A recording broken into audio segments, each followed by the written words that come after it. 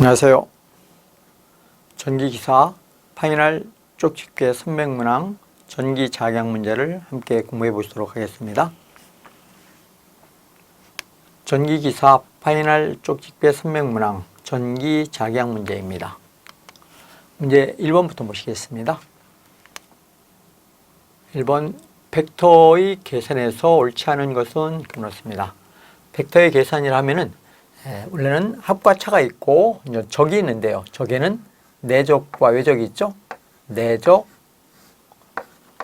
내적이면은 두 개의 벡터를 내적하면 그 결과가 스칼라가 나온다. 그래서 내적을 일명 스칼라곱이라고도 하죠. 스칼라곱. 스칼라곱 내적이면은 동일 방향 성분들의 곱셈을 우리는 내적이라 이렇게 표현하고 있습니다. 여기에 A 벡터와 B 벡터가 있다. 이럴 때 두 개의 벡터를 내적하려면 이렇게 점을 찍고 A 벡터 도트 B 벡터 이렇게 표현합니다.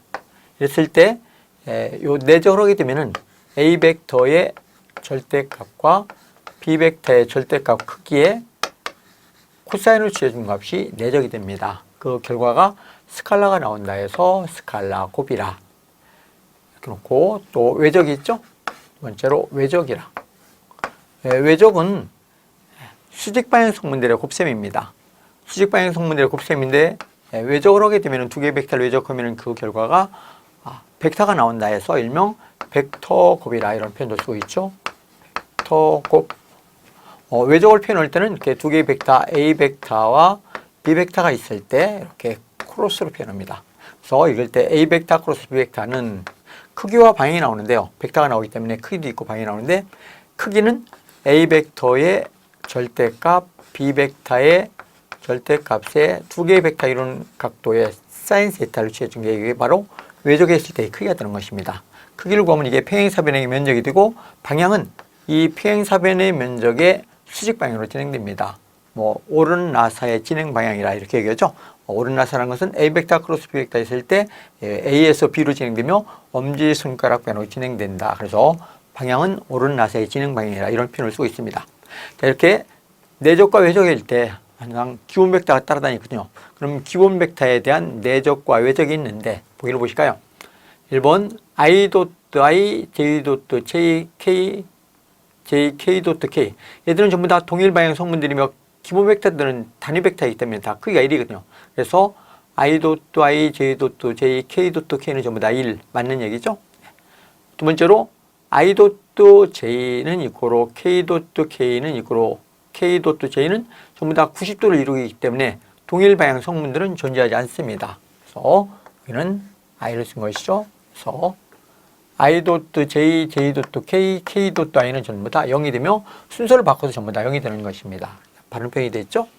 그 다음에 세 번째로 I 크로스 J, 이건 기본 벡터의 외적이 되겠죠. 외적일 때 I 크로스 I, J 크로스 J, K 크로스 K는 전부 다 같은 방향을 지시하기 때문에 수직 방향 성분들이 존재하지 않습니다. 그래서 1이 되는 것이 아니고 무엇이 됐다? 틀렸죠. 0이 돼야 되죠. 그래서 잘못됐네요. 3번이 잘못됐습니다. 4번은 A 벡터 크로스 B 벡터를 해서 곳의 절대값, 크기를 구한 것이다. 그럼 크기만을 구하면 무엇이 된다? A 벡터의 절대값, B 벡터의 절대값의 사인 세타가 된다. 요선 벡터의 방향이요, 요선이 크기가 되기 때문에 A 벡터의 절대값, B 벡터의 절대값의 사인 세타가 두 개의 벡터를 외적했을 때의 크기가 되더라. 이렇게 표현하죠. 자, 그래서 잘못된 값은 3번이 잘못되었습니다.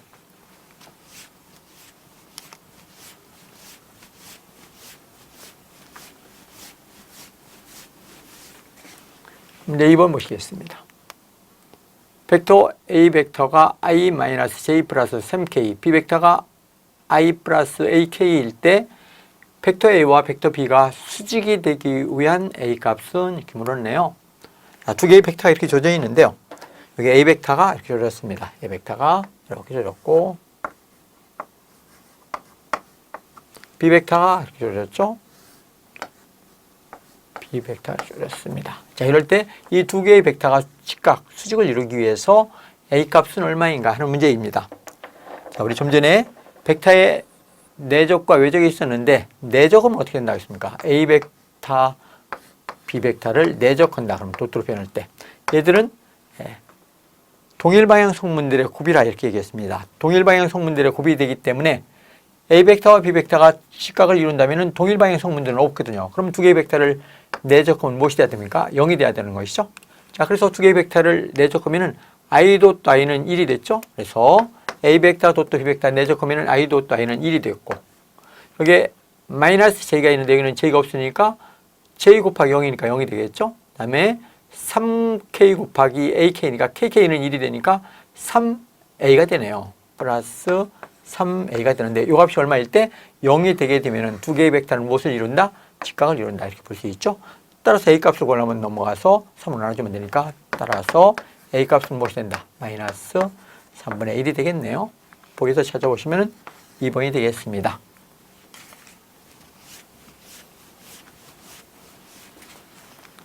이제 3번 V를 임의 스칼라라고 할 때 그레이디언트 V의 직각좌표에 있어서의 표현은 물었네요. 그러니까 직각좌표계에서 그레이디언트 V 스칼라함수의 기울기를 구하라는 문제입니다. 그러니까 스칼라함수의 최대의 증가율이 어떻게 되는가 하는 문제이거든요. 자, 그럴 때 그레이디언트 V는 무엇이냐? V는 스칼라함수의 기울기 함수를 구하는 것인데 각각 편미분해 주면 되는 것입니다. 그래서 미분 연산자인 나블라 V라는 표현을 쓰고 있죠. 이것은 미분 연산자로서 나블라라고도 읽고 델이라고도 있습니다. 나블라 또는 델 이렇게 읽는 것이죠. 이것을 읽는 요령입니다. 읽을 때는 나블라 델. 이 나블라 미분 연산자 나블라 델은 무엇이냐? 나블라는 기본 벡터인 i의 라운드 x분의 라운드 플러스 j의 라운드 y분의 라운드 플러스 k 라운드 z분의 라운드. 그래서 이게 편미분 기호들이거든요. 라운드는 편미분. 변수가 두 개 이상의 함수에 대한 미분을 할 때 편미분 기호라고 해서 이럴 때 라운드라고 읽죠. 그래서 라운드 V 이렇게 되는 것입니다. 미분 연산자 나블라 또는 델이라고 읽는 것입니다. 여기서 V를 각각 X, Y, Z로 편미분해 주니까 I 라운드 X분의 라운드 V 플러스 J의 라운드 Y분의 라운드 V 플러스 K 라운드 Z분의 라운드 V. 그래서 V라는 스칼라 함수를 X로 미분, Y로 미분, Z로 각각 편미분해서 IJK 기본 벡터를 취해주는 것입니다. 그래서 뭐가 나온다? 벡터가 다시 나오게 되는 것입니다. 스칼라 함수의 그레이디언트 기울기를 그리게 되면은 구하게 되면은 뭐가 된다? 벡터 함수가 되는 것이죠. 자, 그러면 보기에서 보시면은 2번에 있네요. 답은 2번이 되겠습니다.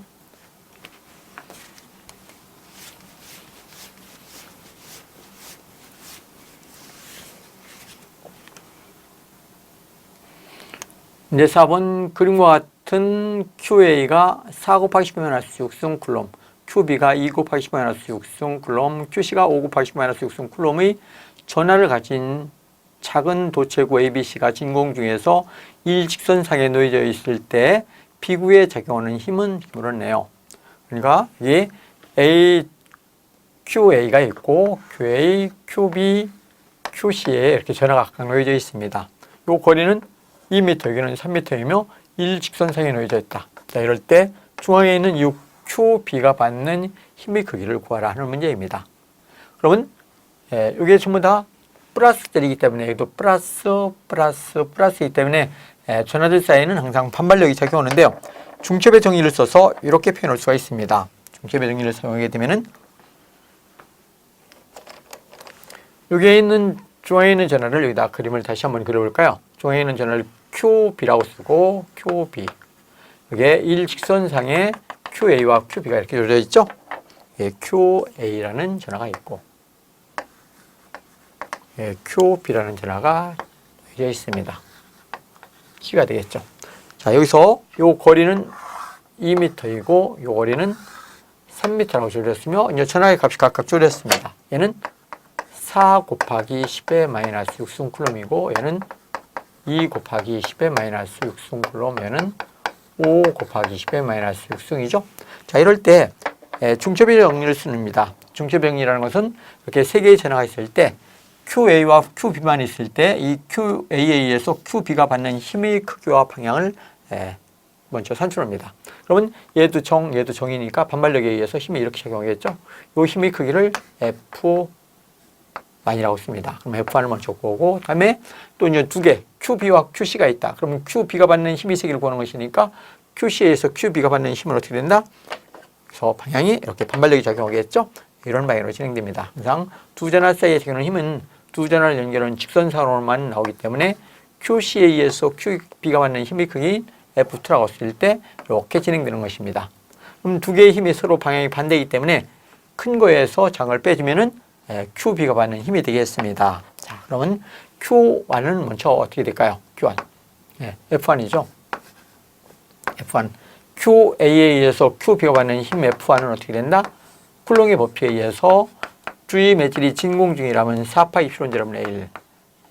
거리의 제곱, R1m라고 쓸까요? 거리의 제곱의 반비례 전하 QA 곱하기 QB, 전하의 곱의 비례하는 것, 이것이 쿨롱의 법칙이죠.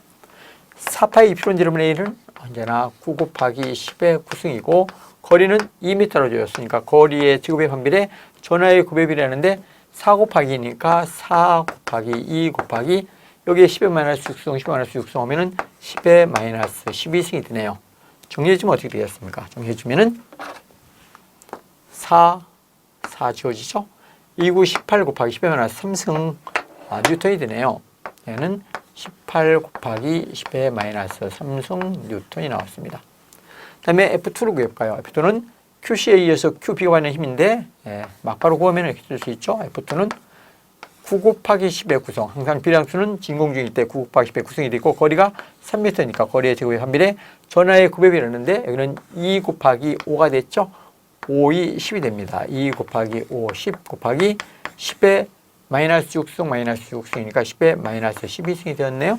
자, 그럼 여기서 3, 3은 9, 3, 3은 9에서 없어지고 5, 2, 10이 되네요. 그럼 10 곱하기 10의 마이너스 3승 뉴턴이 되었죠. 그럼 힘이 어느 힘이 크냐면은 F1이 더 크네요. 그러면 큰 곳에서 장을 빼주면은 QB가 받는 힘이 되는 것입니다. F1 외에서 F2를 빼면은 QB가 받는 힘이죠. 그러면 18 곱하기 10의 마이너스 3승에서 10 곱하기 10의 마이너스 3승을 빼주니까 18 마이너스 10 곱하기 10의 마이너스 3승이 주면 되겠습니다. 그럼 8 곱하기 10의 마이너스 3승이 되네요. 여기서 보기에 전부 다 10의 마이너스 2승으로 통일해 놨기 때문에 0.8 곱하기 10의 마이너스 2승 뉴턴이라는 힘을 얻어낼 수 있는 것입니다. 이렇게 해서 보기에서 보시면은 3번에 주어져 있네요. 이제 5번 보시겠습니다. 진공 중에 플러스 20 마이크로쿨롬과 마이너스 3.2 마이크로쿨롬인 두 개의 점전화가 1.2m 간격으로 놓여 있을 때 두 전화 사이에 적용하는 힘과 작용력은 어떻게 되는가? 그러니까 힘의 크기와 작용력, 방향은 어떻게 되는가 하는 문제입니다. 그럼 두 개의 점전화 사이에 적용하는 힘의 세기는 하나는 정이고 V죠. 하나는 정, 20 마이크로쿨롬의 점전화와 그래서 거리 1.2m의 거리를 두고 1.2m의 거리를 두고 이게 마이너스 3.2 마이크로쿨롬이라는 점전화가 놓여져 있다. 이들 사이에 적용하는 힘의 크기와 방향을 묻는 문제인데요. 여기는 하나는 부, 하나는 정이 되기 때문에 힘은 흡입하는 힘이 되는 것입니다. 그래서 힘의 방향은 여기서 이렇게 작용되겠죠. 이렇게 흡입하는 힘. 물론 이 Q2에 의해서 Q1이 받는 힘이나 Q1에 의해서 Q2가 받는 힘의 크기는 언제나 같은 값입니다. 이렇게 흡입하는 힘 이렇게 작용하죠. 그럼 힘의 크기 얼마이냐? 폴스에서 F로 쓰면은 두 전화 사이에 적용하는 힘의 세기 폴스는 진공 중일 때 4파이 이프실론 제곱분의 1 못의 거리의 제곱의 반비례 전하의 곱의 비례하죠. 그래서 대입해 주시면은 4파이 이프실론 제곱분의 1은 9 곱하기 10의 9승이 되며 거리 1.2m의 제곱의 반비례하고 전하의 곱의 비례하는데 20 곱하기 마이너스 3.2 그렇죠? 네. 10의 마이너스 6승과 6승이니까 12승이 됩니다. 이걸 계산해 보시면은 크기가 마이너스 0.4 뉴턴이 나오게 됩니다. 그러면 마이너스라는 것은 흡입하는 힘을 얘기하거든요. 그래서 힘의 크기는 0.4 뉴턴이 되고 마이너스는 흡입력이다. 서로 끌어당기는 힘이 작용한다. 이렇게 얘기하면 되겠죠. 그래서 보기에서 찾아보시면은 4번이 되겠습니다. 이제 6번 정전계에 대한 설명으로 옳은 것은 그렇습니다. 정전계에 대한 설명. 정전계는 정지하여 있는 전하에 의해서 힘이 작용하는 영역을 정전계라 이렇게 얘기하죠. 그러면 정지하에 있다. 전하가 정지하에 있기 위해서는 전개의 에너지 분포가 최소인 곳에서 항상 정지되어 있거든요. 그래서 전개 에너지가 최소로 갖는 전하 분포에 의한 전개를 정전계라 이렇게 표현할 수 있습니다. 자, 그래서 보기에서 찾아보시면은 3번 전개 에너지가 최소로 되는 전하 분포에 의한 전개를 의미한다. 답은 3번이 되겠죠.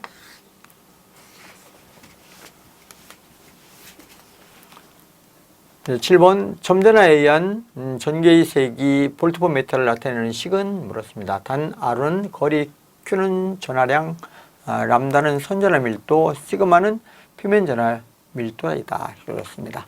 그러면 점전하에 의한 전개니까 여기에 Q쿨럼의 전하가 있다. 이 Q쿨럼의 점으로 이루어져 있는 전하에 의해서 거리 Rm 떨어져 있는 점에 요즘에 이미 점 P점에 전개의 색일 거라. 물론 주의 매질은 진공이라고 놓고 보는 것이죠. 자, 이럴 때 여기에 P점에다 뭘 넣는다? 시험전을 놓습니다. 크기는 1이고 플러스인 전하, 단위 정전을 놓고 이 단위 정전하고 받는 힘의 세기를 이 점에 있어서 전개의 세기라 하자. 이렇게 정의도 내리고 또 하나는 이 두 전하 사이에 주는 힘의 세기를 구해서 P점에 있는 시험전하로 나눠줘도 되는 것입니다. 두 전하 사이에 주는 힘의 세기 폴스를 구해서 무엇으로? P점에 있는 시험전하로 나눠준다 이거죠. P점의 전개의 세기를 하면 P점에 있는 시험전하로 나눠주는 것입니다.